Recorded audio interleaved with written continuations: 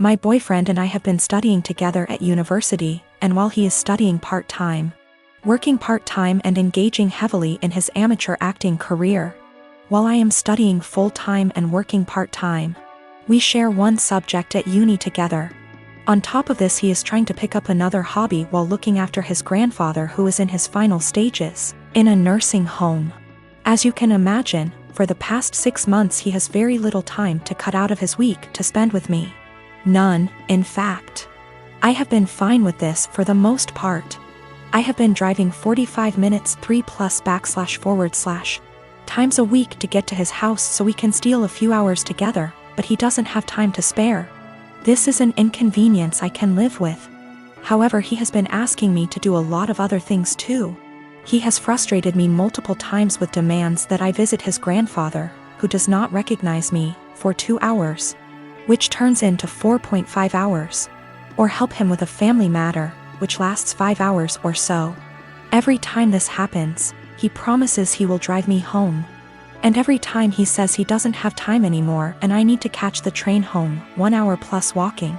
I have spoken to him about how this is unfairly affecting me, and he seems to take it on board, but just forgets again the next time he needs something. After forcing me to spend $600 plus on his best friend's destination wedding, the weekend before we both had 2 major exams due, he demands that we switch our exam times because he didn't spend enough time studying and he needed the extra day. I concede and he squanders his spare day sleeping because he needed it. I take my classes very seriously and I feel very over by his demands. I understand that family matters / best friends are important things, but he has eaten into hours and hours of my study time, and my grades are dropping. Not only that, but it's affecting my emotional health also. I have expressed to him that it is affecting me badly, but he tells me I'm being very unsympathetic and selfish. What's more is that I have about $10,000 in savings. He recently became aware of this and has demanded that I help him pay his bills because we're a team, he is broke. I helped him with a few, but drew the line after $500 because he is very irresponsible with money and there's only so much I can pour out before it seriously affects me. He is also demanding that I give him access to my bank account because we are in this together. And he wants to marry me one day, so we should start sharing now. I don't really know what to do. I want to be a good girlfriend and do what he needs me to do right now, but it's beginning to affect my health. My mother is disabled due to a neurological disease. She was diagnosed in her late 30s, and I remember that she was sick and needed help. I used to really look up to her as a super mom who could overcome any obstacle. That was until my father died. My father died over 10 years ago when I was still in high school. At that time my brother and I lived with my parents. I got a job when I was in high school after he left, cleaning the house, mowing the grass, buying food with money from work, paying bills when I could, the minimum wage is low, and cooking dinner for my mom and myself almost every night. My brother was rarely at home, except to sleep or because he needed money. Over the years, my brother has been in and out of prison dozens and dozens of times for everything from drunk driving to drug possession to stealing from our mother to assault. He is currently incarcerated. No one mentions him or expects anything of him, except my mother who, in violation of a court order for her own protection that she herself asked for, sends him money and speaks to him weekly as well as sends letters. Back to my father's death, a 7-month bout with illness. Almost 2 years after my father's death, I graduated from high school and went to college out of state. I sent money to my mom when I was in college, and I distinctly remember, for example, using my scholarship I got in December to buy Christmas presents for my mom and brother, because I knew they wouldn't have anything if I won't buy. No one reciprocated, but I did not expect this. To be honest, I didn't care either until it became the norm over the next decade. That very Christmas, I was barely 18 years old, and I was collecting pennies to buy a cheap refrigerator after I returned home for the winter holidays with gifts, only to realize that there was no food in the house. My brother, in a drug-fueled rage, tore down the Christmas tree I had bought and decorated and threatened to kill himself if I didn't give him the money because No one loved him, and that would prove that I cared. It is important to note that even during this time, my mother continued to let my brother, who became a criminal, back to the house. I'll try to skip my college and graduate years. But suffice it to say that I met my current husband and spent less and less time at home.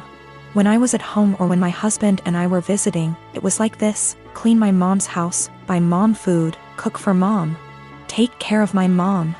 I was and remain very firm with my mother that I would not let my brother in my life, as he threatened to kill me over the prescription cough syrup, threw me down the stairs and broke down the door to get to me, and some of the money I had at the time. I have no doubt that he will try to harm my child, my husband or me in order to get what he wants. He told me he would find me and he would teach me a lesson for his perception that I wronged him for not giving him money. And I have zero contact with him. I have blocked all numbers that have anything to do with him, including friends he calls from outside the prison. P.S. My mother let him take my number from her phone.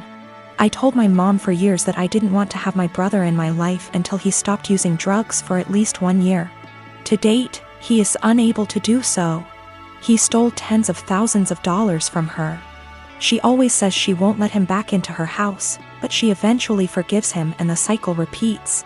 The next year, when he was released again, she told me in no uncertain terms that he would not live with her, but admits that she keeps in touch, sends him money, and thinks it is the devil in him that makes him addicted. He will return. I offered to help my mom move closer to me since I live in many states. My husband and I even asked the realtor to come out and start the process of registering our house so we could find a house with space for my mom. My only stipulation was that she not drag my brother into my son's life. She categorically refused. She also refused to go to nursing homes, despite the fact that I went to her of my own free will and received excellent recommendations from her doctors. Now that she had surgery this week, my family is out of the slums. To be honest, I'm outraged by this. I had people who couldn't even send me a mutual Christmas card and told me that I was neglecting my mother, refusing to take time off from work and go to her place to take care of her. They don't care that I don't have days off and that I will most likely lose my job. One even stated that I wouldn't put groceries on my desk. I wouldn't work for such an employer. It's easy to say those words, but say it to my hungry baby. They said, "Who do you think took care of you as a baby?" And frankly, it hurts me. Sometimes you have to learn how to deal with life. You can't just ignore it, because getting on with life means losing your job. Walking away from my toddler in his growing up years and taking care of my mother, I guess. You can probably tell at this point that I'm fed up.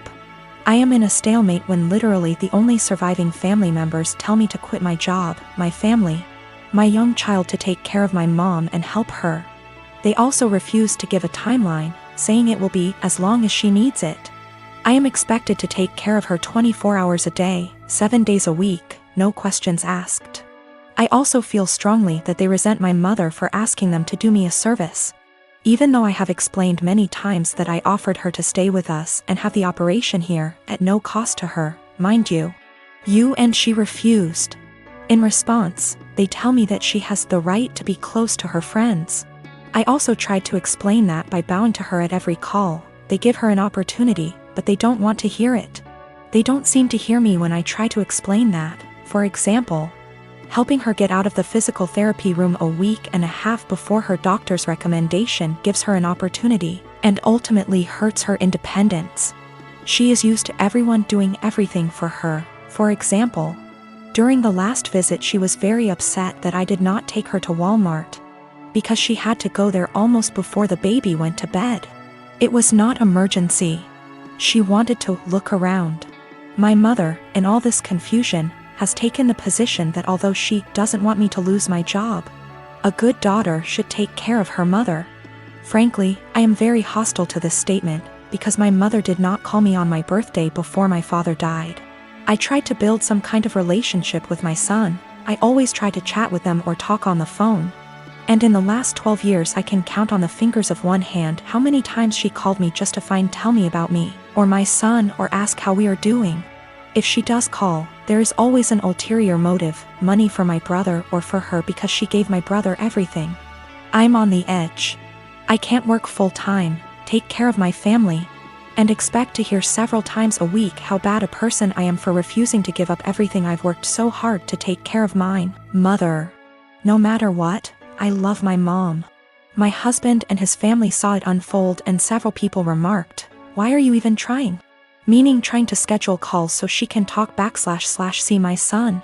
I invited her to my house earlier this month, scheduled plane tickets, airport assistance, etc. Just to watch her play on her phone or spend time playing with the dog instead of reading a book to my little one who just wanted her attention. Today, as if the last straw was needed, I called to check on her and she stated that she was going home against the doctor's orders because her dog needed her, because the dog was sick.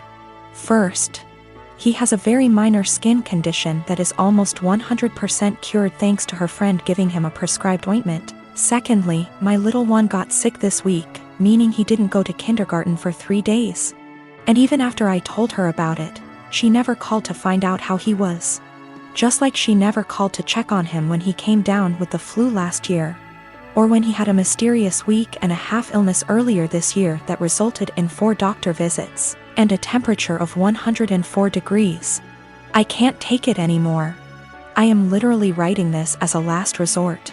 My husband tells me not to talk to anyone, that's the whole family I have left except for one paternal aunt. Because he sees me cry when hurtful comments and guilt come into play. He sees me trying to hide it from my child. But then I feel like I'm giving them what they want, right? Look at little Miss Potato, such a bad person and so inept at dealing with life. She just chose to ignore us all. But I can't defend myself all day in front of extended family members whom I've seen for over 10 years. And in some cases over 2 decades. Nothing I say will ever be good enough. I was told in no uncertain terms that I was a terrible person because I refused to leave my husband and young child and move across the county to take care of my mother. Postscript, I am not subject to the FMLA. My employer is not large enough and there is no comparable law in my state. I have 1 day of vacation left due to my son getting sick earlier this year. My husband gets almost 3 times as many days off, so took many more days to take care of him. In general, I do not want to lose my job or look for another one. It's a good job, it's just limited to a small company. She refused to move in with me, either my husband and I are building a mother-in-law, or we are moving to a bigger house. Any aid agency or nursing home. She hesitates about allowing housework, but contradicts herself on the matter, telling me that Susie can help her if she needs anything, or that she has friends she can call, or, more often than not, she does well and can take care of herself. She wants help, but only when she wants it and only on her own terms. She told me that she would not end her relationship with my brother. I managed to get her to agree to a consultation after my brother attacked her, stole her car and pawned all her appliances. She moved to a domestic violence shelter but declined to press charges. This happened when I was 7 months pregnant, and when I refused to drive 20+ hours in a car. I was told essentially the same thing that I am being accused of now. She justifies my brother's behavior. He hooked up with the devil, and he can't leave him. I've talked to the Adult Protective Services counselors, and it all comes down to the fact that she's an adult. She can make her own decisions. Her doctors, although they seem to agree that she may need help taking care of herself, refuse to state that she is unable to take care of herself. My daughter is 14. The divorce between me and her mom is still an open wound, but we try our best to make everything feel as normal as possible with the split. I remarried to my wife Isla. My daughter isn't mean, but she does not view her as a mom, which is okay. As long as she's respectful, which she is, they do plenty together, they go out, took an interest in cooking together, watching shows together, etc. I've told Isla to be patient with my daughter. If something is wrong, I'd expect her to come to me and I will talk with my daughter and make sure we resolve the issue. But as far as the harsh parts of parenting, that's up to me. So the other day, my daughter came to me saying she wanted to go to her mother's. I asked why she did because she looked upset. She said to ask my wife. I called her mom and she said she'd pick her up but hasn't heard any issues from my daughter. My daughter's birthday is coming up, we are doing a quince for her. She's very excited. So Isla went to my daughter, saying that she wanted to have a quince, just with us, meaning without her mother or her family. When my daughter said she wanted her mom there, especially because of how big of a deal this is. And Isla was pretty much trying to force the issue and telling her that she can do one here and just as big. My daughter asked why she's trying to leave her mom out of such an important event. And Isla got mad at her for that and accused her of being bratty, and if she wants her mom so bad she should go there. I was so confused. What argument even is that? First of all, there's a reason she went behind my back and told my daughter. Second of all, she's not my kid's mother. And the more she tried to replace her, the more my daughter will resent her. Third of all, she's never welcome to insult my daughter because of her issues, and I don't know where and why she thought this would fly. I told her this, and her argument was that she wanted to be noticed by my daughter and why I care so little about her feelings. I told her my daughter notices her, they go out in girls' days weekly, they go out, watch movies together, etc. My daughter has been plenty inviting to her. Frankly, I'm surprised at how well she's opened up to her, but now she will have to earn her trust back. She again asked why I keep taking my daughter's side and not meeting her in the middle. I told her she's wrong here, simple as that. I could have if she didn't do it like this. I told her that if she expects me to turn on my daughter, she's out of her mind, and my daughter comes first in any situation. She started crying and accused me and saying she's in second place, to which I confirmed. I would never want her to put me over a kid. She left and now isn't speaking to me. V asked my daughter if this behavior was consistent. She said that she feels like Isla makes it a point to not talk about her mom, but nothing this extreme. I am 25 years old and I am getting married to my fiancé Kevin next month. My family love Kevin and Kevin loves them. However, my mom is the brutally honest type who constantly dish out her opinions and thought on what people wear, how they look, how well off they are. Mostly negative, tasteless, backhanded comments. She says she can't help it and that no one should be offended when she's just being honest. When she met Kevin, she kept making comments about him, his car, his degree, etc. With time and strict conversations, I was able to get her to show some respect. But she kept annoying Kevin by constantly talking about his hairless face. His face is clean, he doesn't have a beard or mustache, which he can be very insecure about. He comes from Irish origins, so he's white, he has no facial hair, while I'm Hispanic. Mom made jokes with her husband about how unmanly it is to not be able to grow a beard or a mustache. Those comments hurt Kevin so much. I had a very stern conversation with her and she said, "Oh, I didn't realize those remarks were offending him, I was just teasing him," or, "You know me, I'm just giving my humble, honest opinion, so he shouldn't take it personal and should learn that this is how I am." She ended up sincerely apologizing to Kevin and we left it at that. As the wedding is approaching, Mom decided to give Kevin a wedding gift and also to let him know how sorry she was for her past behavior. She invited the whole family for dinner and decided it was the perfect time to hand Kevin his wedding gift. He thanked her, but she insisted that he open it right there and then and show everyone what she got him since she knew him that well already. He opened the box and found a set of shaving tools with a shaving cream. Kevin stopped for a sec and kept staring at the gift. My stepdad took it and showed everyone, then Mom and others started laughing while stepdad kept saying, "You get the joke, Kev? You get it?" And my brother running around the table laughing with everyone. Kevin got up and walked out. I was so mad I lost it on Mom asking why she did that and humiliated Kevin in front of everyone. She told me to relax, she was just messing with him, but I said she knew how he felt about this topic and demanded she apologize. But she said no, since she wasn't responsible for his reaction and thought he was going to laugh along. I angrily said no apology, no wedding invitation, period, then walked out. She freaked out, tried to say we overreacted to a joke, and my brother said I was crazy to exclude Mom from my wedding over something so stupid. He said Kevin should get over it since it was a joke, but I refused to send an invitation and withheld until / unless she apologizes. They think I'm unreasonable choosing this to be my hill to die on and called me disrespectful for how I treated my mom. I'd like to point out that my brother and stepdad and uncle sometimes take part in teasing Kevin. My brother, who's 31 years old, would sometimes either brag about his goatee mustache in front of Kevin or tell an indirect silly joke about this topic, which would irritate Kevin and just spoil any family gathering we have. But Mom is the one who started this whole campaign, and I've already had conversations with her about it.